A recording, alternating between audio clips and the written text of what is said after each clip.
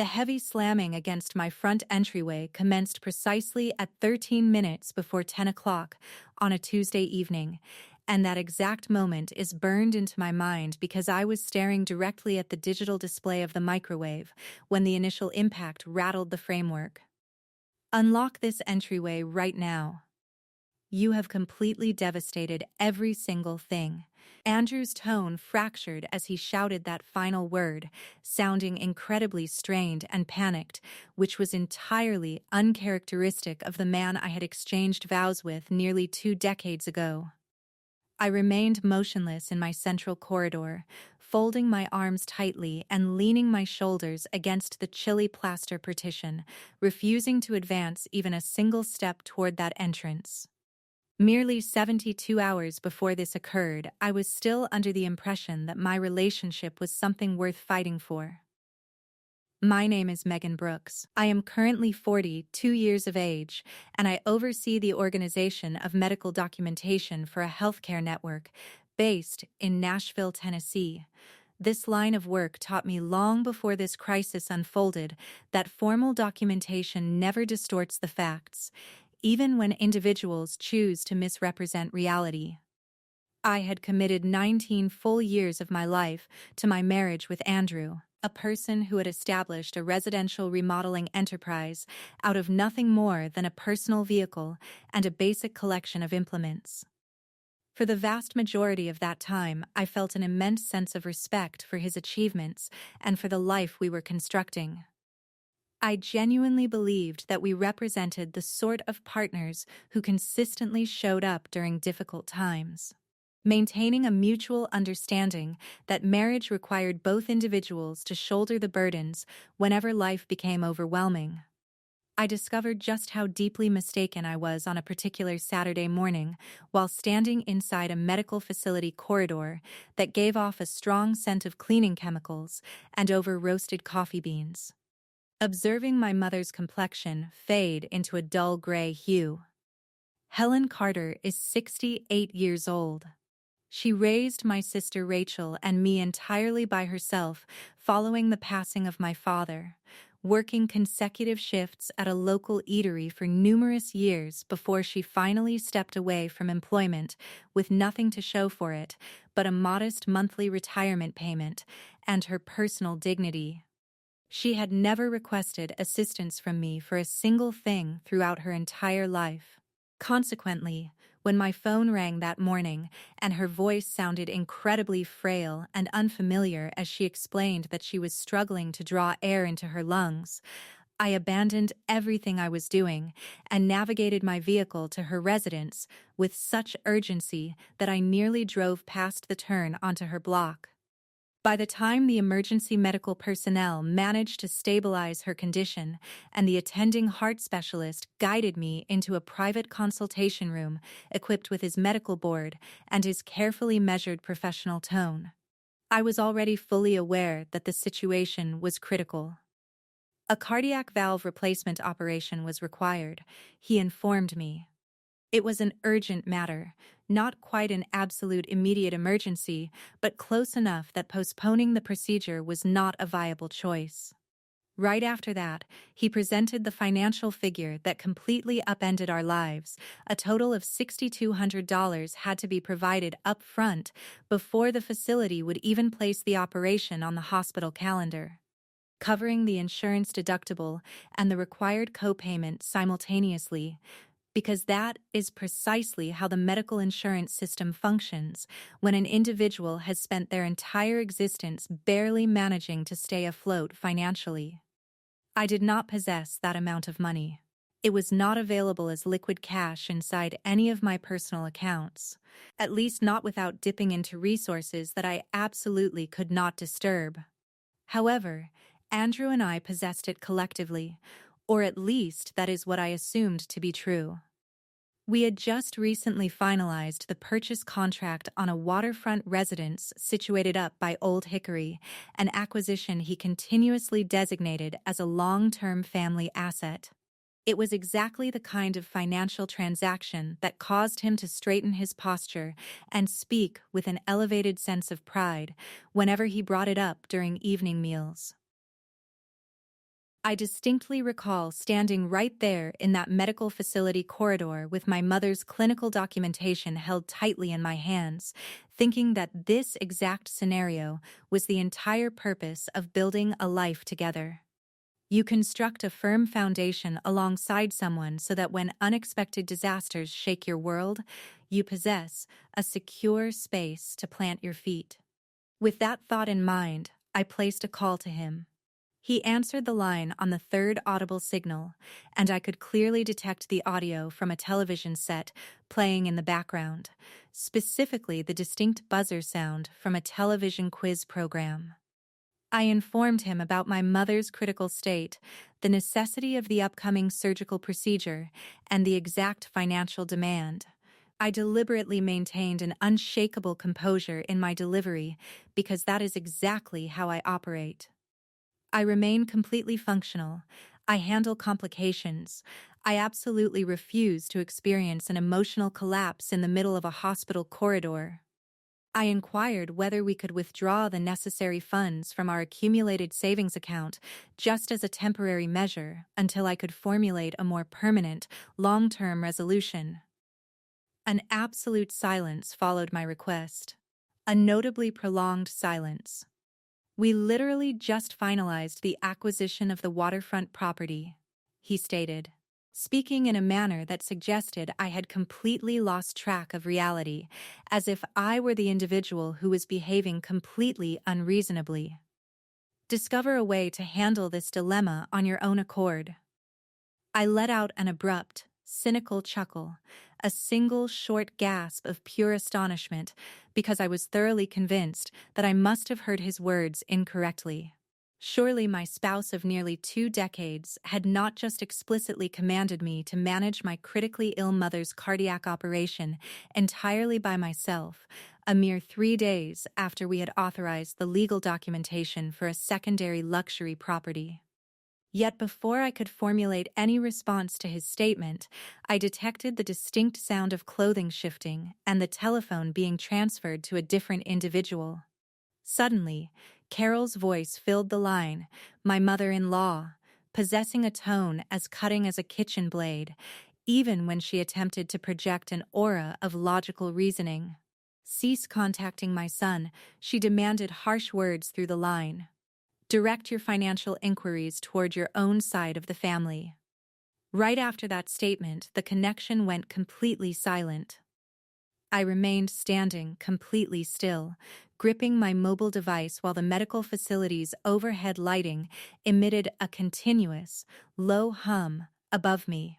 Knowing my mother was resting somewhere behind those secure double entryways, waiting to find out if her cardiac procedure would occur on its designated timeline, or if we would be forced to put it off and take a massive risk with her physical heart simply because the required currency was not available. I directed my gaze downward toward the illuminated display.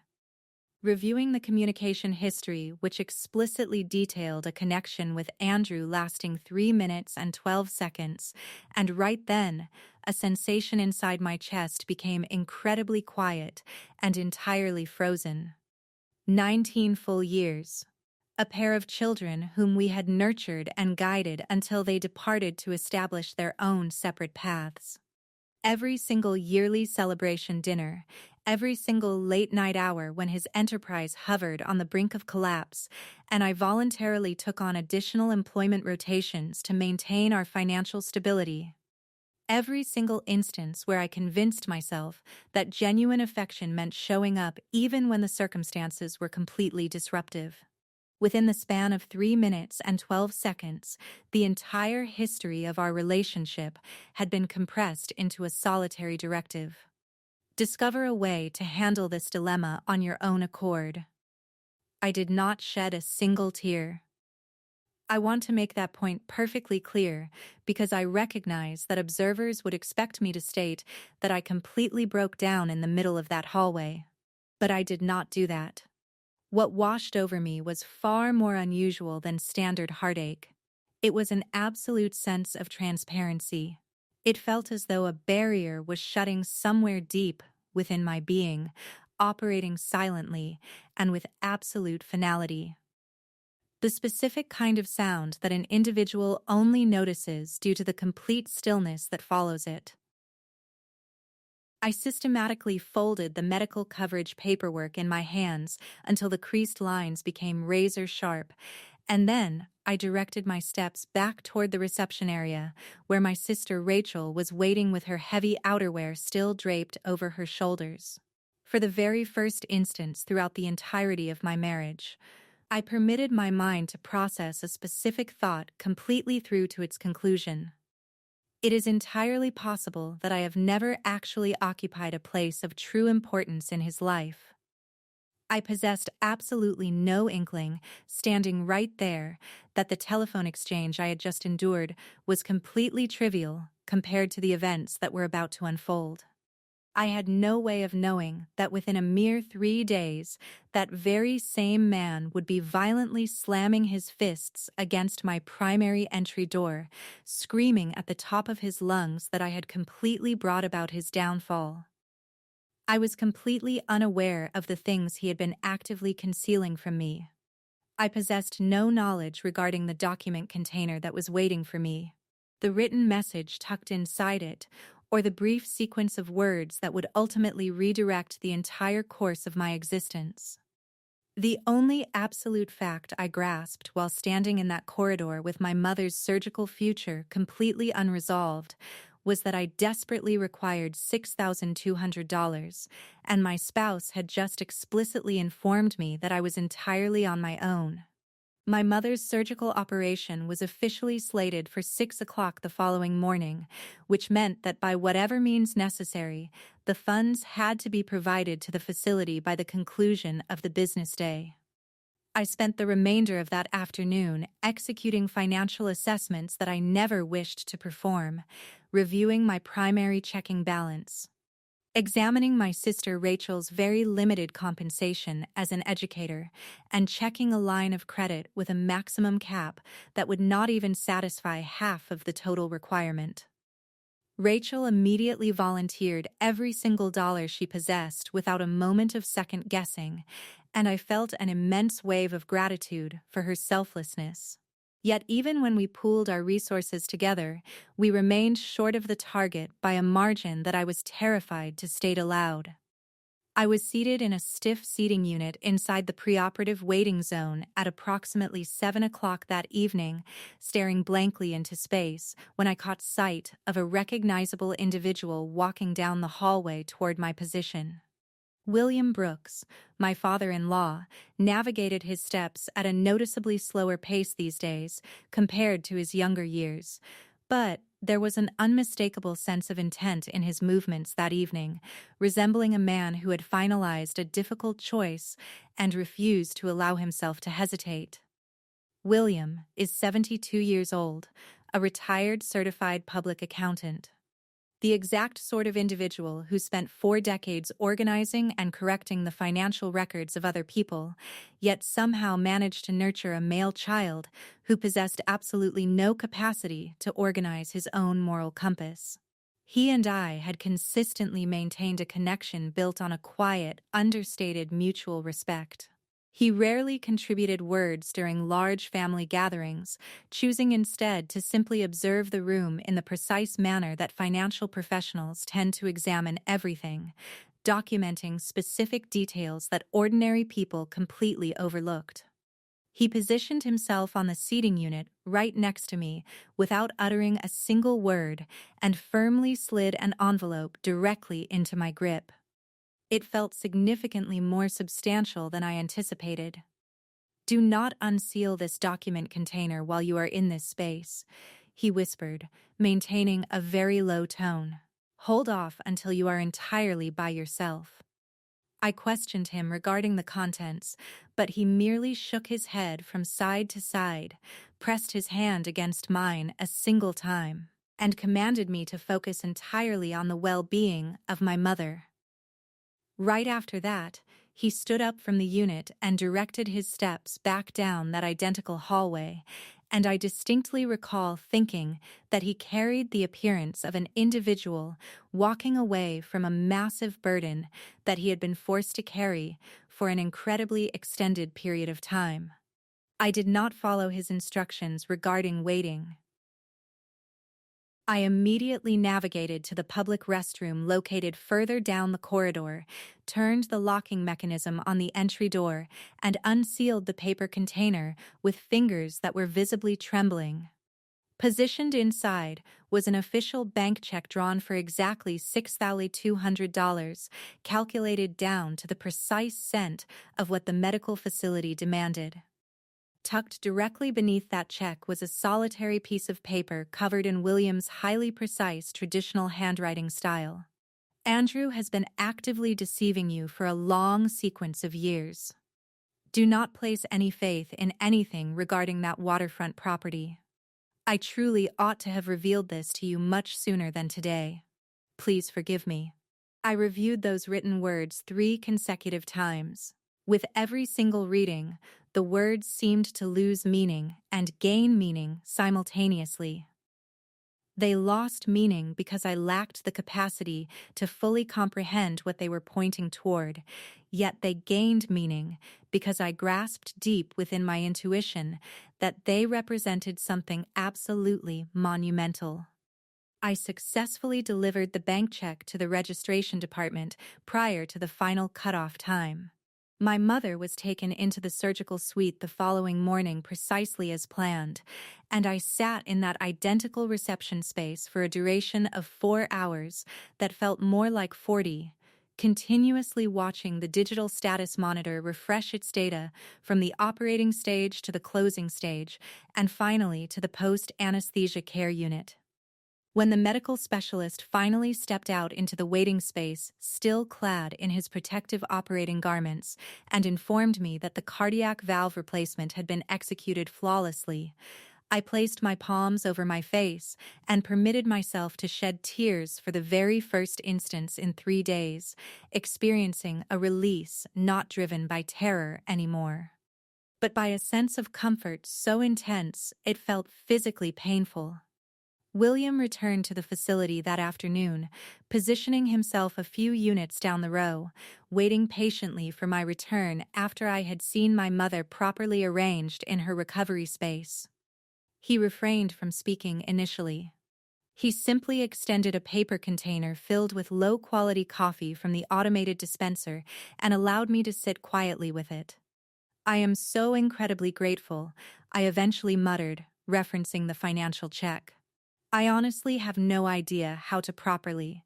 "You have absolutely no obligation to express gratitude to me," he stated, cutting off my words in a gentle manner. "You desperately need to pay close attention to what I am saying," he informed me using that exact same methodical voice he had likely utilized for decades to break down complicated tax regulations for anxious business owners, explaining that the waterfront property was completely different from what I believed it to be. I informed him that his statement made no sense to me. We had finalized the purchase process together. I had personally authorized the legal documents. I had reviewed the property advertisement.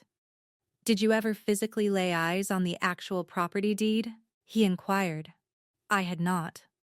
I had merely reviewed a gathered pile of documentation that Andrew had placed directly in front of me late one evening when I was completely out of energy, entirely spent following a grueling 12-hour employment rotation, and I had simply authorized the lines where he instructed me to sign because I placed total faith in him. Because 19 years of shared domestic life trains an individual to rely entirely on standard patterns, brief exchanges, and the familiar phrase of "just sign, right here." "Sweetheart, I will break down the details at a later time," which never actually receives any breakdown. William's facial muscles tightened visibly.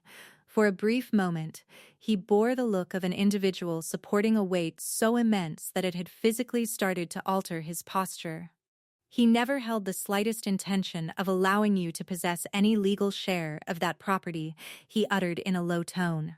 I remained seated right there in that medical facility hallway, my mother very much alive and recuperating just a short distance down the corridor, my husband's own father positioned right next to me, offering a truth he had clearly been safeguarding for a far longer duration than either of us cared to admit, and I felt that identical icy clarity from 3 days prior reestablish itself inside my chest. My mind flashed back to the telephone exchange. We literally just finalized the acquisition of the waterfront property. Discover a way to handle this dilemma on your own accord. I visualized Carol aggressively taking hold of the phone receiver, recalling the absolute lack of hesitation with which she commanded me to seek help from my own relatives.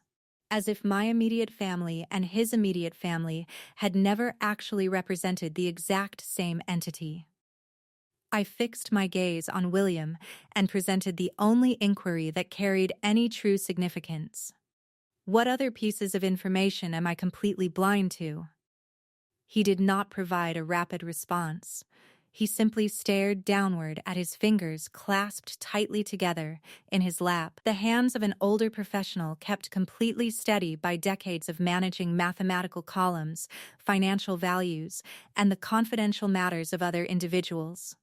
Significantly more than you can possibly imagine, he eventually articulated. However, you are going to require definitive verification before you will be capable of accepting any of it as fact. And the exact same standard will apply to everyone else involved. I failed to achieve any sleep during the hours that followed. I sat directly beside my mother's medical bed, listening intently to the rhythmic electronic tone of the monitoring equipment, which confirmed that her heart was functioning, fighting, and entirely her own. I pondered my own emotional heart and carefully evaluated how long it had been working double shifts to maintain faith in an illusion that might not have possessed any reality for a very extended period of time. My mother was discharged to return home 4 days later, navigating her movements at a slow pace, but drawing breath with far greater ease than she had achieved in several months. Once I possessed absolute certainty that her health was secure, and once Rachel had properly arranged herself in the spare bedroom to assist with her daily care, I finally permitted myself to sit down and address the one puzzle that had been rotating through my thoughts ever since William placed that paper container in my grasp. What other pieces of information was I completely blind to? Rachel discovered me positioned at my cooking area surface on that particular Thursday evening, a portable computer active in front of my position, with 3 distinct financial institution records printed out and unrolled across the flat area like pieces of evidence at a forensic investigation location, because that is precisely what those documents represented. She pulled a seating unit up to the table without requesting permission and directed her gaze directly over my shoulder. "What specific data are we examining right now?" she questioned. "Our accumulated reserves," I responded, "or at least the tiny amount that remains." The financial value staring directly back at my face from the digital monitor caused a wave of nausea to hit my midsection. An account that realistically should have contained an amount hovering close to $40,000, funds we had built up collectively across a decade of shared life, resources I had personally monitored as they multiplied through years of rigid financial discipline, now stood at a total of just below $3,000. I moved the digital display backward through the chronological log of actions. And the evidence was right there. Financial movements that I possessed absolutely no recollection of. Totals that held no alignment with any domestic acquisition I could recall, with every single one directed toward a financial account designation that I had never encountered in my life. Rachel's tone was incredibly quiet, yet entirely unwavering. "Megan, you absolutely must schedule a consultation with a legal professional during the evening hours if it is humanly possible." I experienced a strong urge to dispute her assertion, driven by some deep-seated historical habit inside me that desperately wanted to uncover a logical justification that did not culminate in total betrayal. A necessary operational outlay for the enterprise, a complicated corporate tax restructuring, something that Andrew would seamlessly clarify using his relaxed self-assurance and that partial grin that consistently functioned to convince me that everything was operating perfectly. Yet mathematical figures possessed no capacity to distort reality, and the written message from William continued to reverberate through my consciousness. He never held the slightest intention of allowing you to possess any legal share of that property. Andrew was residing at his parents' house during that specific block of days, creating a boundary between us following the explosive phone conversation, or at least that was the justification he offered. His absence provided me with total privacy inside the residence, and it offered me, for the very first instance across 19 years, the raw determination to step directly into his personal workspace and actively conduct a search. I want to be completely transparent here. I had never systematically examined his personal belongings prior to this moment. This was not driven by a dread of what might be uncovered, but simply because I had never been presented with a logical justification to investigate. That is precisely how complete confidence operates. It seals entryways so quietly that you completely lose sight of the fact that they even exist. The main compartment of his workstation was not secured with a key.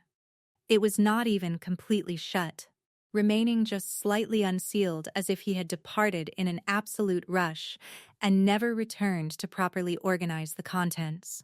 Positioned inside, I uncovered a heavy paper file folder packed tight with documentation, financial institution borrowing requests, land registry records, and an entire loan file with the precise location of the waterfront property printed directly across the top edge in heavy, dark lettering. I dropped down onto the carpeting of his workspace, positioning my back flat against the partition, and systematically evaluated every individual sheet. The borrowing documentation explicitly detailed our collective domestic revenue, which prominently featured my specific income, my professional designation, my duration of service, all typed with absolute precision into a section designed to make the financial institution secure enough to authorize a loan totaling $210,000 for a lakeside estate. He had utilized my personal compensation to satisfy the bank's requirements. That specific discovery failed to startle me. Legally bound partners execute that precise strategy all the time, and there was nothing inherently corrupt about that action on its surface. The item that completely halted my breathing was the actual property deed itself, positioned directly underneath the borrowing documents. The marking on the page was completely pristine, as if it had barely been touched by human fingers. Solitary property holder, Andrew Brooks. My personal designation was absolutely nowhere to be found on the documentation, not as a joint holder of the land, not as an individual designated to inherit the asset, not even as a minor notation at the bottom of the page. I verified the chronological date. It matched the exact week we had supposedly finalized the property transaction together at our residence, the identical sequence of days where I distinctly recalled authorizing paperwork at our cooking table while feeling completely out of energy, unfocused, and trusting. I turned the pages over to examine the authorization section. Positioned right at the base was my name, Megan L. Brooks, written in a pen style that bore an almost identical resemblance to my personal script.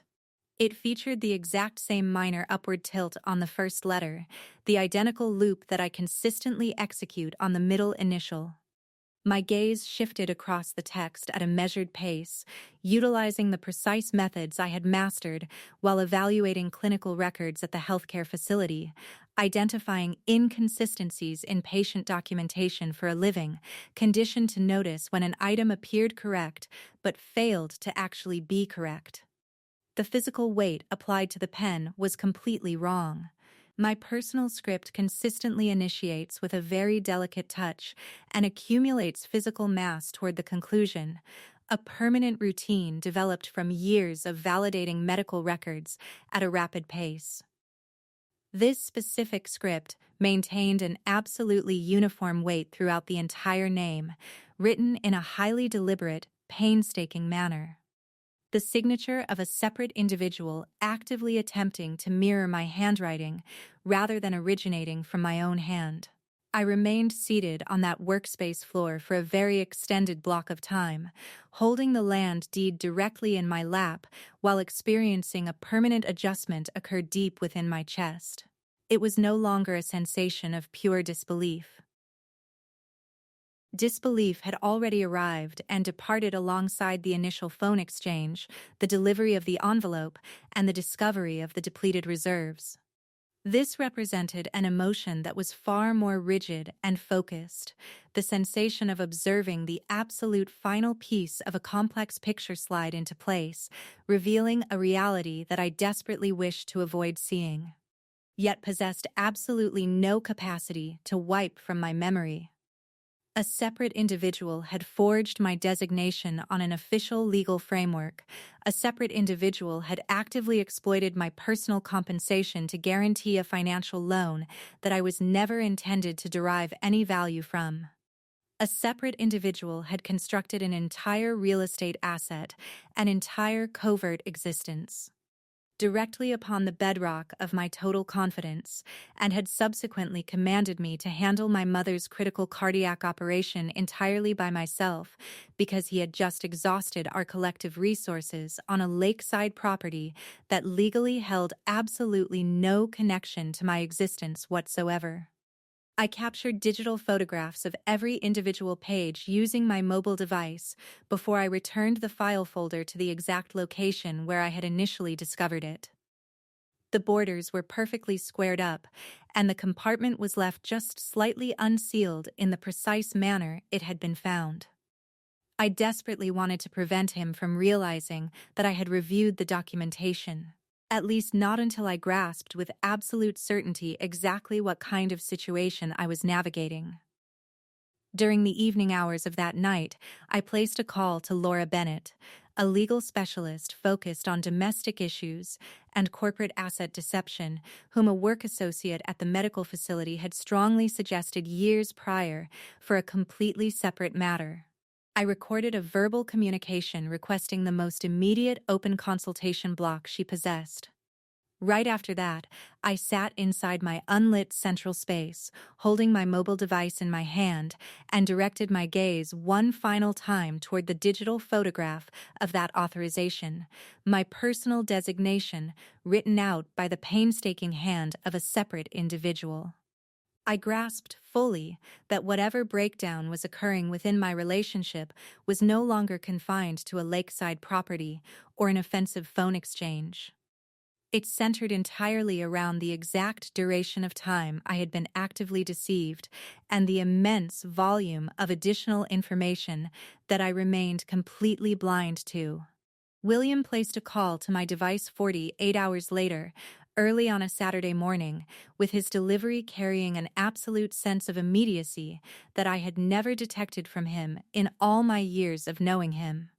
He inquired whether I possessed the capacity to travel over to his property during the specific block of time when Carol would be away attending her regular weekly card gathering.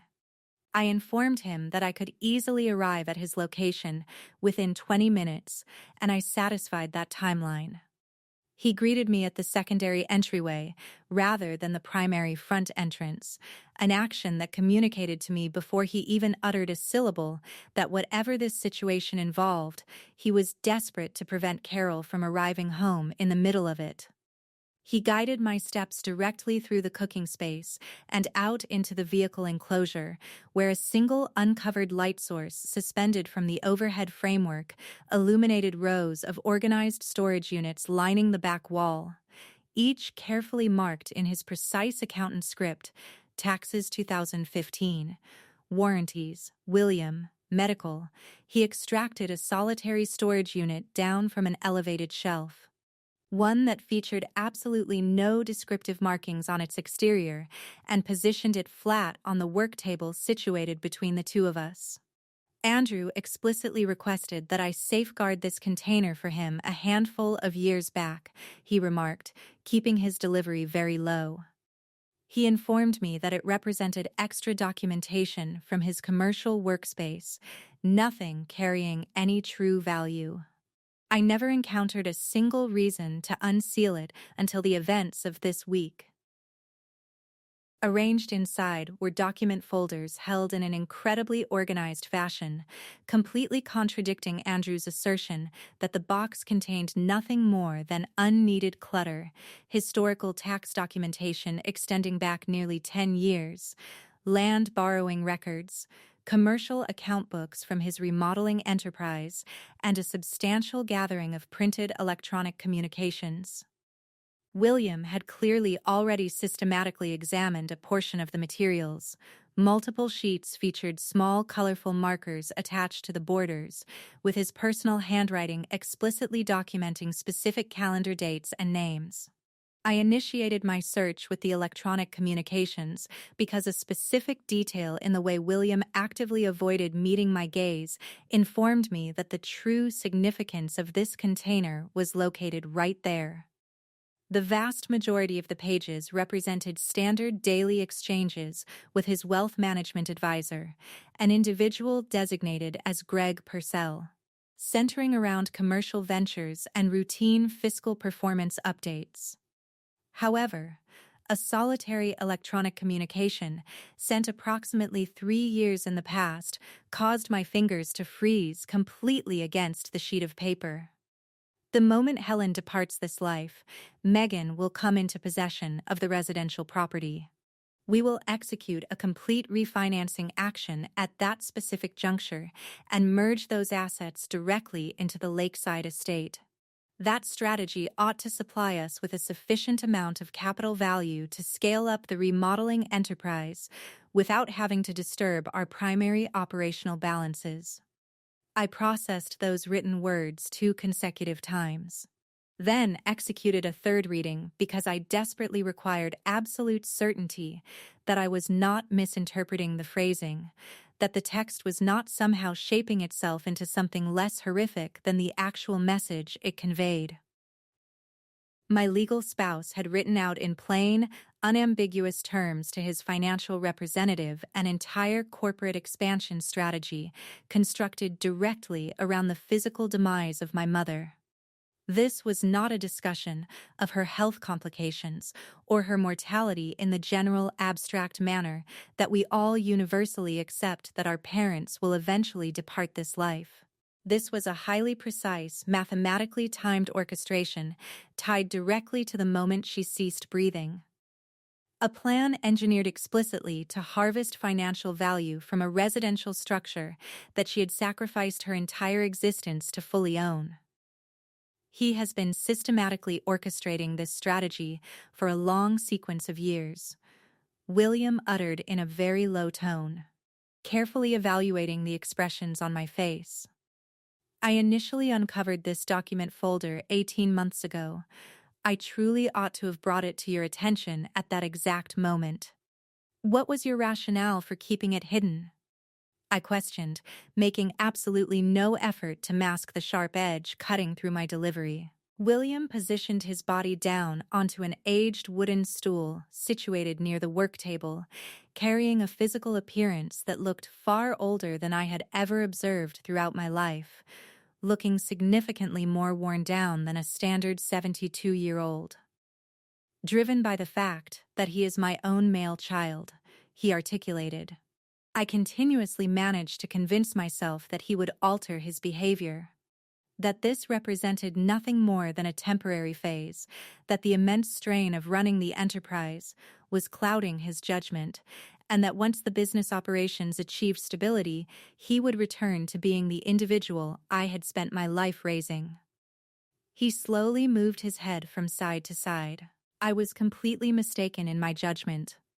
With every single calendar day that I allowed to pass without bringing this information to your attention, I was actively making a choice to protect him at your direct expense. I refused to engage in that behavior for another moment. I lacked the necessary emotional reserve to direct an angry reaction toward William. Whatever immense burden of remorse he was enduring, he had courageously brought it out into that vehicle enclosure and finally arranged it flat in front of my face, an action that represented far more effort than Andrew had put forth across 3 full days of absolute silence following our phone exchange. I systematically evaluated the remaining contents of the storage unit at a slow, deliberate pace, executing the exact same method I would utilize to process a patient's medical file when a specific data point failed to align correctly, actively searching for the primary link that tied every piece of evidence together. Current part being written, Part 2 total parts planned, 10 narrative window, from the 20 mark to the 40 mark of the original timeline. Target word count for this part, 2,000, 3,000 words positioned right before me, were numerous additional financial allocations that I instantly identified, utilizing those identical, unlisted financial routing figures extracted from my personal checking folders that were systematically supplying what looked to be an entirely isolated commercial financial ledger that Andrew had established, completely behind my back. This particular account was entirely absent from any of our coordinated tax documentation that we submitted to the authorities each year. I uncovered handwritten annotations regarding the anticipated market valuation for the waterfront property when flipped, alongside mathematical estimates detailing the precise volume of ownership cash value he anticipated extracting the moment the property loan was restructured under financial parameters specifically designed. These terms were engineered to ensure I would be pushed even deeper into the margins, completely stripped of any legitimate ownership title or future legal claim to the estate. The most incriminating component of the entire collection was a brief, hand-inked message hidden away at the very rear of the paper holder, written out in Andrew's distinct personal handwriting style. The exact kind of messy, unpolished script and individual uses when they are quickly drafting a private thought intended for no eyes but their own. The note explicitly stated that Megan will refrain from raising any objections as long as I maintain the financial figures at a minimal level because she relies entirely on the regular routine. I remained completely frozen, staring at that solitary line of text for a very extended block of time. She relies entirely on the regular routine. A total of 19 full years of shared matrimonial existence had been compressed down into a mere psychological tactic, a calculated behavioral pattern that he had systematically analyzed and taken advantage of in the exact same manner he might evaluate a home remodeling client's financial limitations to locate the easiest path of least resistance. William quietly observed my movements as I folded the handwritten message with absolute care and slid it back into the paper folder. He expressed that he was fully aware that a simple apology could never reverse the damage that had been done, but he wanted me to know that he was profoundly sorry, carrying more regret than he possessed the words to articulate. I directed my gaze toward this aging man who had raised the person I had committed my life to. An individual who had dedicated his entire professional career to ensuring that mathematical columns reflected the absolute truth, and who had ultimately, regardless of how much time had passed, concluded that integrity carried far more weight than shielding his own son from the consequences of his actions. I extended my arm across the workspace and positioned my hand directly over his. I reminded him that he was the one who had supplied the necessary financial check for my mother's urgent medical procedure. He held absolutely no formal obligation to execute that act of kindness, nor did he have any requirement to reveal the contents of this hidden storage box to me on this afternoon. I made sure he knew that I recognized the immense personal cost of the choice he was making. He simply nodded his head in response, completely unable to trust the stability of his own voice at that moment, and for a temporary block of time, the two of us just sat in the dim lighting of that vehicle enclosure, with the absolute verification of my marriage's total disintegration spread across the workbench separating us. When I finally shifted my posture to exit the property, I retrieved my mobile device and placed a call directly to the workplace of Laura Bennett, the legal specialist handling family law and asset deception, whom I had attempted to contact multiple days prior. Her administrative assistant took the call and informed me that Laura had just received an unexpected opening in her schedule for Monday morning if I possessed the capacity to arrive at that time. I confirmed my attendance before she could even complete the phrasing of the question. Navigating my vehicle back to my residence, with the entire contents of that hidden storage box captured in digital photographs and preserved in 3 separate secure locations on my phone, I felt an emotional hardening occur within me, replacing a soft, optimistic outlook that I had maintained for far too many years. This situation was not a simple failure to communicate properly. This was not a financially difficult month or a manifestation of a spouse under heavy employment strain uttering an unthinking remark during a stressful moment. This represented an incredibly detailed strategy constructed deliberately across multiple years, waiting with absolute patience for my mother to pass away so that my husband could harvest a financial profit from her absolute absence. I navigated my vehicle into my personal driveway, disengaged the engine, and remained seated in the absolute stillness of the cabin for a prolonged period before I finally permitted myself to speak the words aloud into the empty space, evaluating how the phrase resonated within my own delivery. I want a legal separation. For the very first instance across 3 incredibly difficult days, those words felt like the absolute reality of my situation. The workspace utilized by Laura Bennett was situated on the 3rd floor of a converted brick structure located in the center of downtown. The precise type of environment featuring heavily trodden hardwood flooring and professional legal credentials arranged neatly across the wall plaster. From the very moment I positioned myself in the seating unit directly across from her primary desk, I grasped exactly why my healthcare associate had suggested her services without a single shred of doubt. She processed my complete narrative without offering a single disruption throughout the delivery, her writing implement moving across a legal notepad at a continuous pace. When I eventually passed my mobile device across the desk surface to present the digital records of the land deed, the private electronic communications, and Andrew's personal notes, she analyzed every single document in absolute silence before lifting her gaze to meet mine. She informed me that constructing this case with total precision would require a significant investment of time. But she assured me that the verification I had provided was more than adequate to initiate the formal process. Throughout the course of the following 2 weeks, coordinating with Laura's legal office transformed into something resembling a secondary full-time occupation for me. I sat down for consultations with her on 3 separate occasions, with each individual session stripping away an additional layer of the elaborate financial architecture that Andrew had put together. She introduced a forensic financial investigator to the team, a quiet-spoken woman named Denise, who maintained a strict specialization in tracking down this exact brand of marital asset manipulation. Together, the 2 professionals assembled a chronological timeline of events that caused a wave of physical illness to hit my stomach every single time I directed my gaze toward the charts. The absolute verification of the forged signature on the land documentation was established within the initial 7 days of the investigation.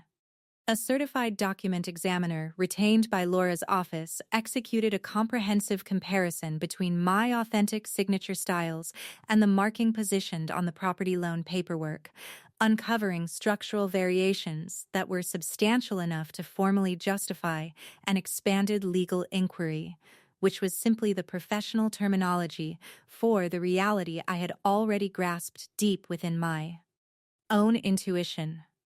An individual had intentionally forged my identity on a binding document, and the most probable culprit, given the total access to my handwriting habits and the clear financial incentive, was currently resting at his parents' residence, waiting for me to abandon my anger and reach out to him. Denise systematically charted the precise movements of capital away from our collective savings ledger and into a commercial account that Andrew had established roughly 18 months prior under a corporate title that differed slightly from his primary remodeling company, Brooks Premier Holdings. This shell corporation existed as far as the investigators could determine, for the solitary purpose of shifting capital to a destination where I would never think to look. A total approaching $31,000 had migrated through that specific account within the past year alone, with a portion of those funds being directed toward the initial layout for the waterfront estate, while another portion had vanished entirely, utilized for transactions that Denise was still actively attempting to categorize. Laura formally submitted a legal request to the court demanding an immediate temporary freeze on all of our shared financial assets, alongside a judicial order preventing any potential transaction or restructuring of the waterfront estate while the formal inquiry proceeded. She explicitly cautioned me that taking this step would likely cause an explosive reaction from him. Her assessment proved entirely accurate. Andrew placed an urgent call to my device that very same afternoon, followed by a secondary attempt an hour later, and proceeded to execute 6 additional communication attempts before the evening meal had even commenced. I completely refused to interact with any of his attempts.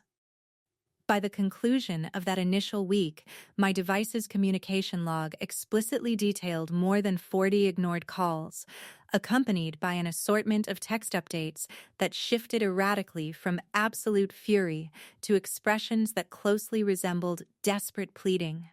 He claimed that we desperately required a conversation, asserted that I was behaving completely irrationally, insisted that this crisis was entirely his father's doing rather than his own, and commanded me to return his call immediately. I systematically reviewed every single incoming line of text and committed to answering absolutely none of them. Laura had been completely unambiguous regarding that protocol from the very beginning of our contract. Any statement I uttered driven by emotional distress or uncertainty could be weaponized against my position throughout the upcoming legal proceedings, altered into a narrative that failed to reflect the truth. Consequently, I permitted the mobile device to vibrate continuously against the kitchen counter, choosing instead to concentrate my energy entirely on my mother's well-being. She was making excellent progress in her physical recovery, positioning herself upright in her living room chair during the middle of the day, and gaining enough physical strength to begin directing highly specific inquiries toward me regarding why I appeared so completely preoccupied. I had refrained from revealing the full scope of the crisis to her at that juncture. I supplied her with only the details I felt she could emotionally process, explaining that Andrew and I were enduring incredibly profound marital difficulties, that a complete legal dissolution of the relationship was the most probable outcome, and that I desperately required her to focus her personal energy on her physical recovery while permitting me to manage the remaining complications. She analyzed the expressions on my face in the distinct manner that only mothers can execute, identifying the reality hidden beneath my carefully edited explanation. Yet she consciously chose not to cross my boundaries. She simply extended her arm, gripped my hand firmly, and told me that I had consistently maintained the capacity to organize and resolve difficult dilemmas, and she placed absolute faith in my choices. The most significant breakthrough in the development of our legal strategy originated from a resource that I had never anticipated relying upon so profoundly. William. He traveled directly to Laura's legal office completely on his own accord, without any request from my position, and remained seated across from her desk for a duration approaching 2 hours, methodically detailing every single fact within his awareness. He detailed the hidden container preserved in his vehicle enclosure, the written exchanges sent between Andrew and his financial strategist, and the long sequence of years during which he harbored intense suspicions that something was profoundly wrong, yet remained entirely silent. He formally authorized a binding statement for the official record, validating the exact chronological progression of what he had uncovered and the specific timing of the events, along with a detailed description of his action in passing the financial container to me at the medical facility. Laura informed me following the meeting that William's total willingness to participate represented the most powerful piece of strategic influence we possessed in the entire case. A biological father standing before a court to provide formal testimony damaging to his own male child was not an event that judicial figures or panels evaluated lightly. It communicated with far greater clarity than any financial record ever could that this situation did not involve an angry partner inflating minor marital complaints. This represented a systematic pattern of behavior so severe that even Andrew's immediate relatives found it completely impossible to offer a defense. Carol, as anyone could have easily predicted, experienced an absolute wave of fury when she discovered the actions William had taken.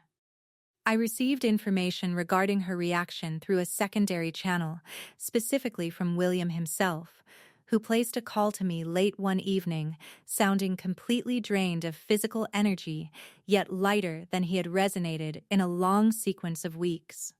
He informed me that she had explicitly charged him with betraying his own son, to which he responded by stating he had spent 3 decades instructing people that mathematical values were incapable of distorting reality, and he held absolutely no intention of pretending they did now, not even to shield Andrew.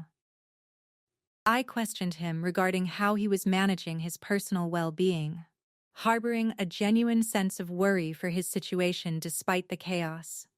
He remained silent for a brief block of time before supplying an answer. He stated that he was faring significantly better than he had anticipated, reflecting that he had likely been bearing the weight of this deception for a much longer period than he had consciously understood, noting how remarkable it was that the absolute truth felt so much lighter to carry, even when the reality was incredibly repulsive. I grasped the precise meaning behind his words with total clarity. With every single calendar day that advanced, as the legal case accumulated strength and the definitive verification multiplied in meticulously arranged, descriptive files across Laura's workspace, I felt less like an individual whose entire existence had been completely broken apart, and far more like a person systematically rebuilding a secure foundation beneath her feet. However, I was quickly discovering that establishing personal tranquility has a distinct tendency to create an intense reaction from the specific individuals who harvest advantages from total instability. Andrew's communication attempts refused to cease. If anything, the frequency of the calls multiplied significantly. One late evening, as I was navigating through the extensive sequence of ignored notifications displaying his name on my device, I identified a clear modification in the overall delivery. He was no longer communicating with absolute fury, nor was he projecting a sense of desperate pleading. Instead, his words carried a tone that was far more rigid and calculated. He warned me that I possessed absolutely no understanding of the severe damage I was about to inflict upon my own existence, and commanded me to engage in a conversation with him before the situation advanced any further down this path. I instantly routed the text message directly to Laura's system without offering a single word of response, matching the precise instructions she had provided. She placed a return call to my device within the span of an hour, informing me that he was clearly aware that we were approaching the formal filing stage, which meant he was fully cognizant of the fact that his father had provided information to our team. She explicitly commanded me to remain completely alert over the course of the upcoming days, noting that men who fit his psychological profile do not navigate a total loss of personal authority with any measure of grace. I assured her that I would maintain total awareness of my surroundings. I remained completely blind at that juncture to just how accurate her warnings would turn out to be. The preliminary judicial review was formally arranged for a Thursday morning inside a legal environment that felt far more cramped than I had originally anticipated. The room featured uniform tan wall plaster and standard overhead fluorescent lighting, bearing absolutely no resemblance to the intensely dramatic court environments that I had observed on entertainment television broadcasts. Laura positioned herself directly next to me at the primary table, designated for the initiating party, presenting an aura of absolute tranquility and professional composure that served to steady the fluctuations of my own anxiety. Across the dividing aisle, Andrew sat directly beside his personal legal representative, completely refusing to turn his gaze toward my location even a single time throughout the morning. I had not laid eyes on his physical person since the explosive telephone exchange that had occurred 3 weeks prior.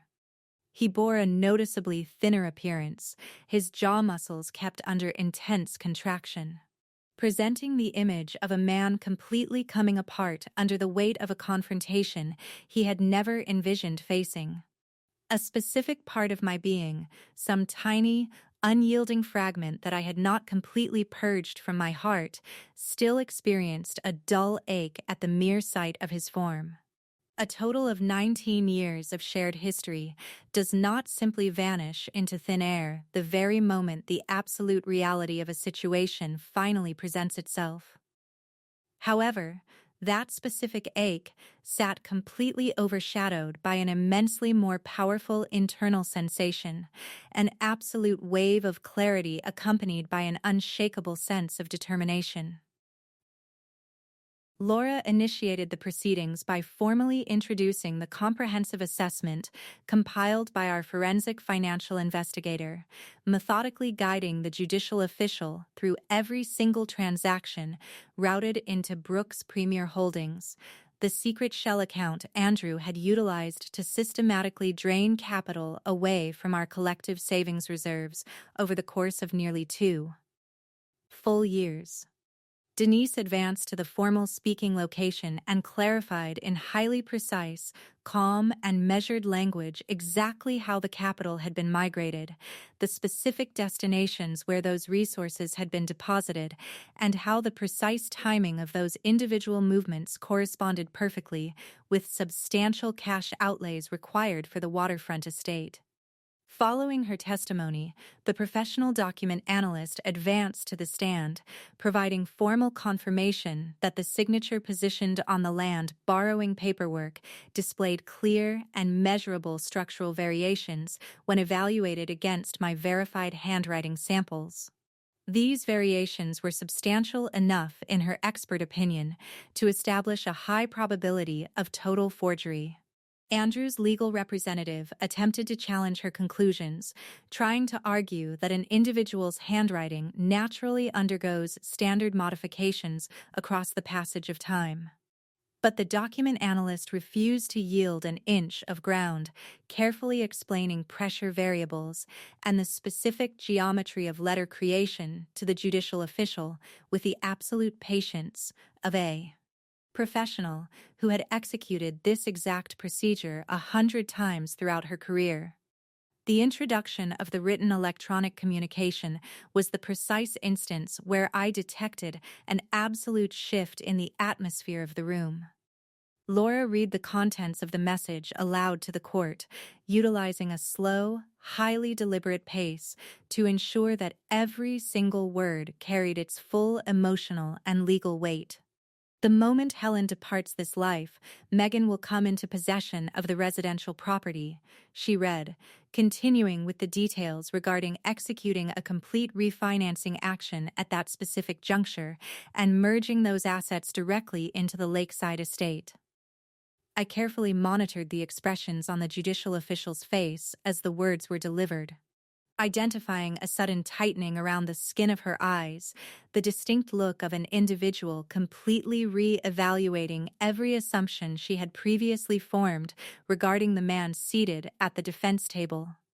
Right after that moment, William advanced to the witness stand. I had not fully prepared my own mind for the intense emotional impact of watching my father-in-law position himself in that formal chair to offer testimony that would directly damage his own biological son. His voice maintained an absolute sense of stability throughout the delivery, yet I possessed the capacity to see his fingers vibrating with a slight tremor where they gripped the protective wooden framework of the stand. He formally validated the entire chronological progression of the case, detailing his initial discovery of the secret electronic communications 18 months in the past. The presence of the hidden storage container preserved in his personal vehicle enclosure, and the specific event of delivering the check to me at the healthcare facility. When Andrew's legal representative questioned him in a tone of voice that verged on absolute disbelief, demanding to know why a biological father would ever willingly provide testimony that would bring about the downfall of his own child, William turned his gaze directly toward the presiding judicial official and supplied an answer without a single moment of second-guessing.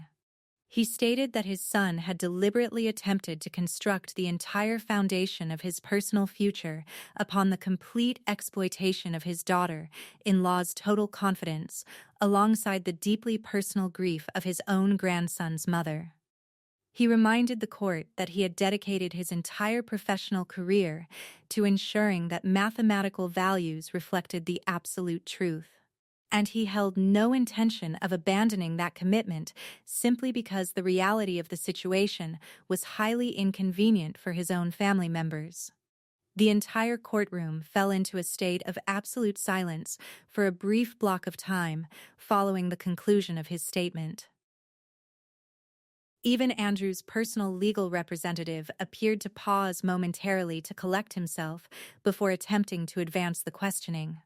By the time the formal review reached its conclusion approximately 3 hours later, the presiding judicial official had gathered more than enough information to make a determination. She issued a formal command initiating a thorough government inquiry into potential corporate asset deception, placed an absolute freeze on every single contested financial account until the final resolution was achieved, and formally approved the judicial order preventing any potential transaction or restructuring of the waterfront estate. Within a handful of days, the financial institution that Andrew had utilized to secure the property loan officially halted the account pending the outcome of their own independent internal analysis of the forged identity signature.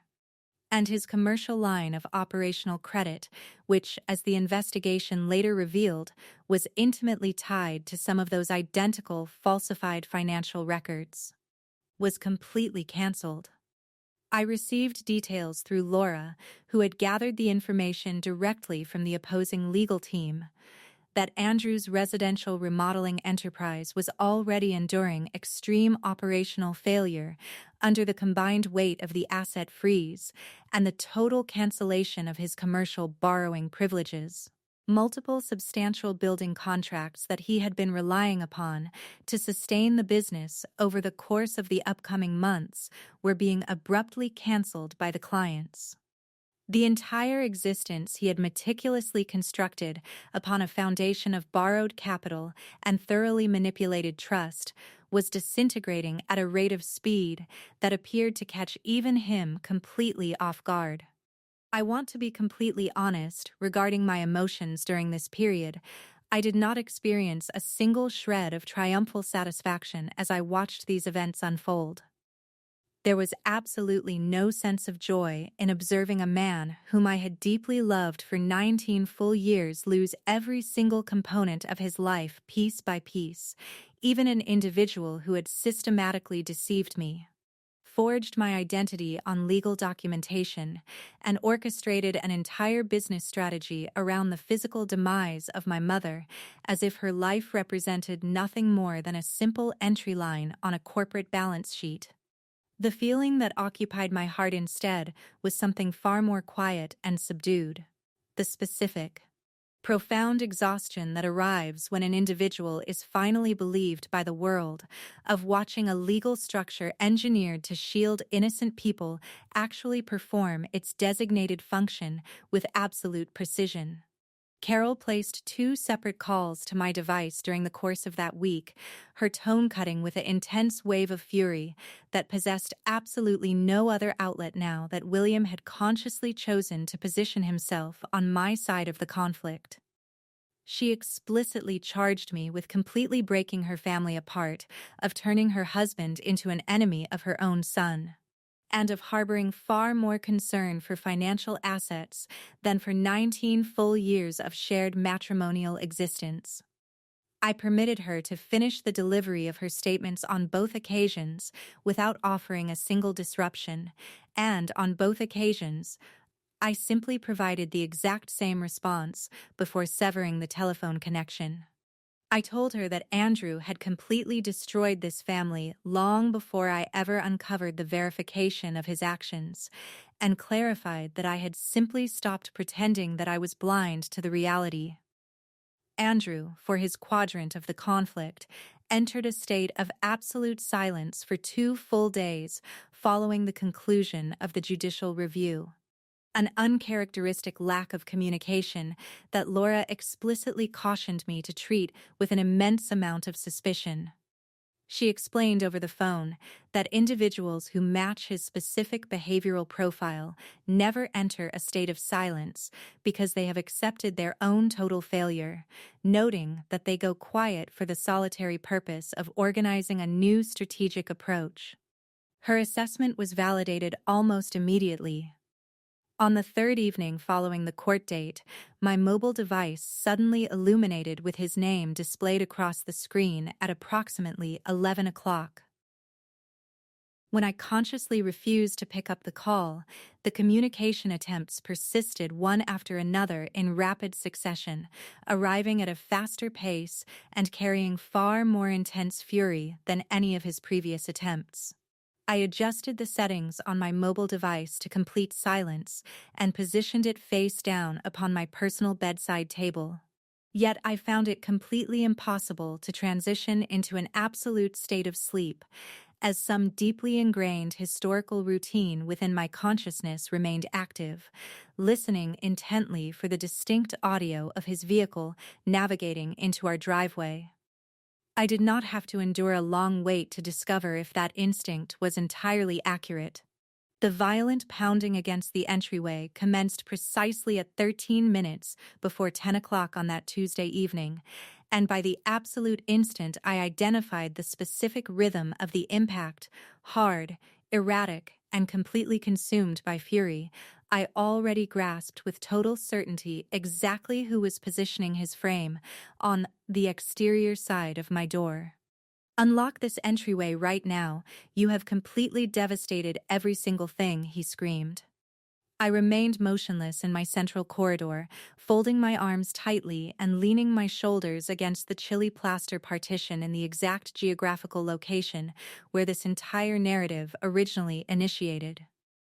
Andrew's tone fractured completely as he shouted that final word, ruined, sounding incredibly strained and panicked, entirely stripped of every single ounce of that self-assured confidence that I had cataloged throughout 19 years of shared matrimonial life. I refused to advance even a single step toward the entry door. I made absolutely no movement to place my hand upon the locking mechanism.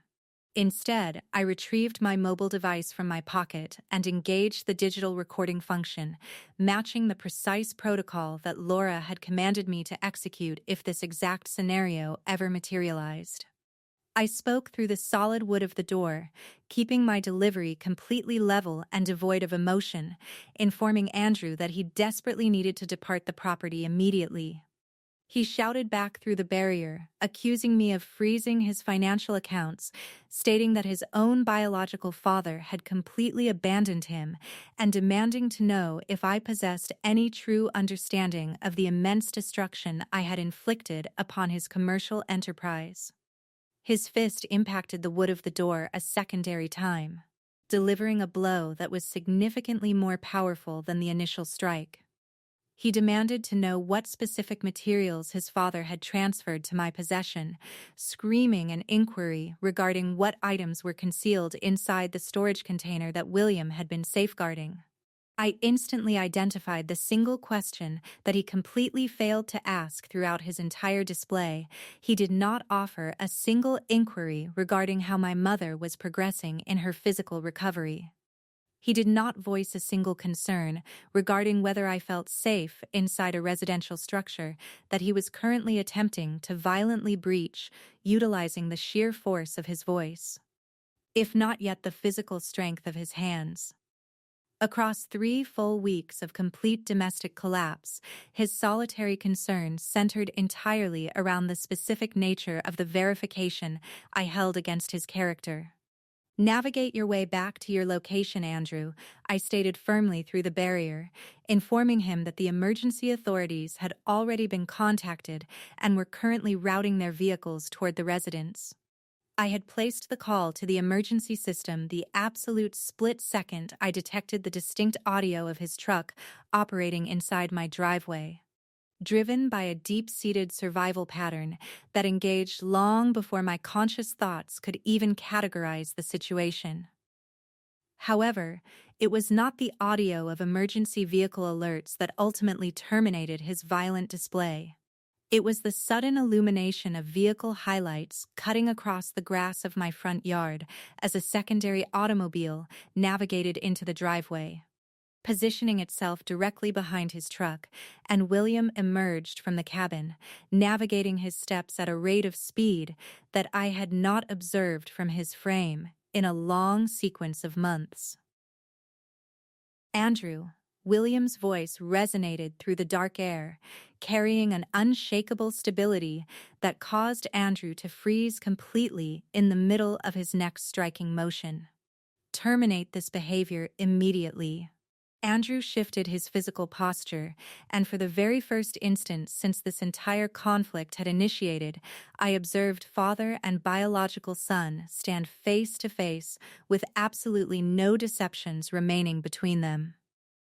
You are the individual responsible for this outcome, Andrew uttered, his voice vibrating with absolute instability, accusing his own father of handing me every single piece of evidence to bring down his own male child.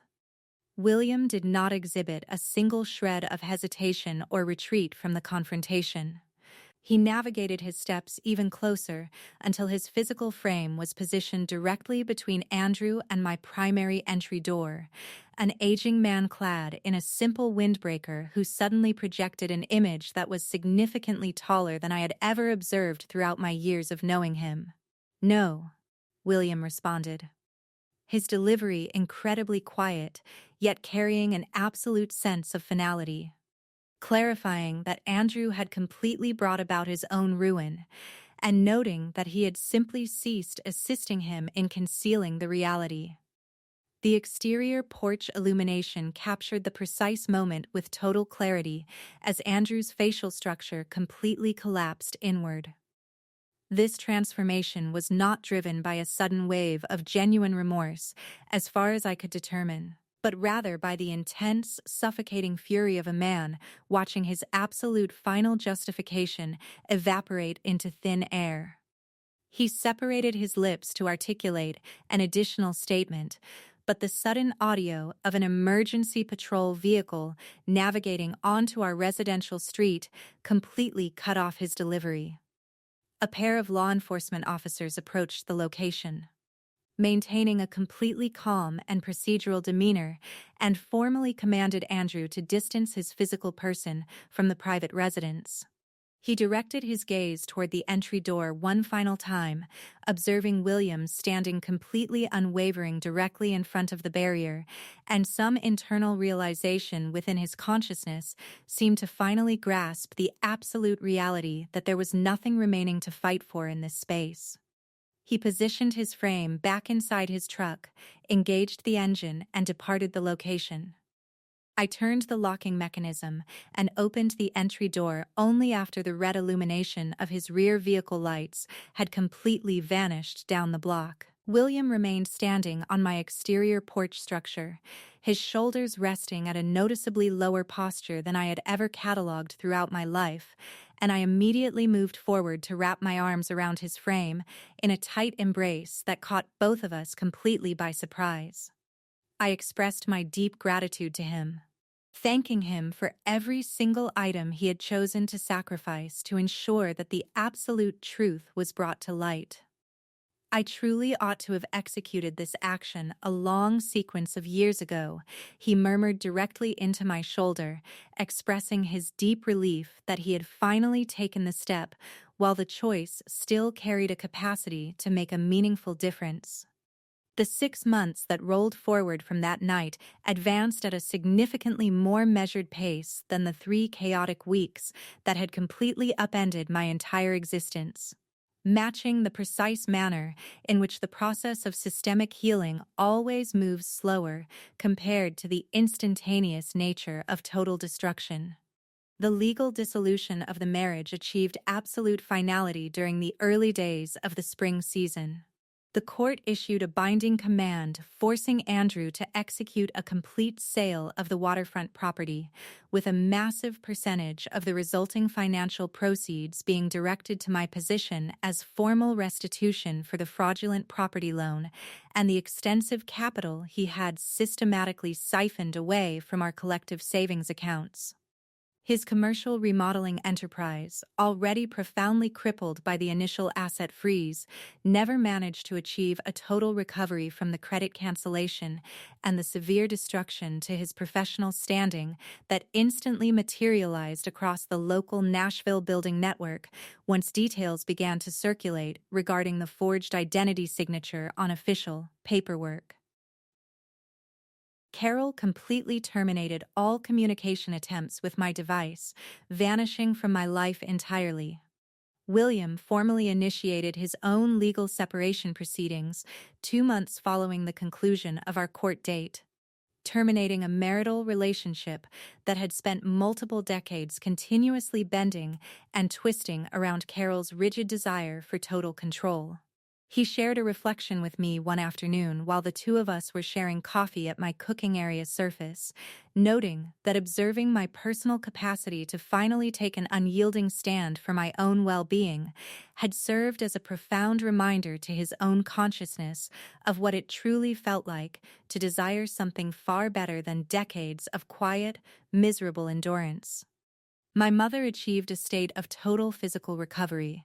Her attending heart specialist formally cleared her clinical profile for all standard daily operations by the early days of the summer season, and by the exact juncture that the vegetable garden situated behind her residential structure began to flourish once more, she was positioned out there in the soil most mornings, kneeling directly in the earth and arranging tomato plants in the exact manner she had executed during every single year of my early childhood. I stood silently at her rear entryway one particular Sunday afternoon in the month of June, watching her clear movements as the natural sunlight illuminated the silver strands cutting through her hair. And I permitted my mind to evaluate every individual item that the past 6 months had stripped away from my existence, alongside every single element that the process had returned to my possession in exchange.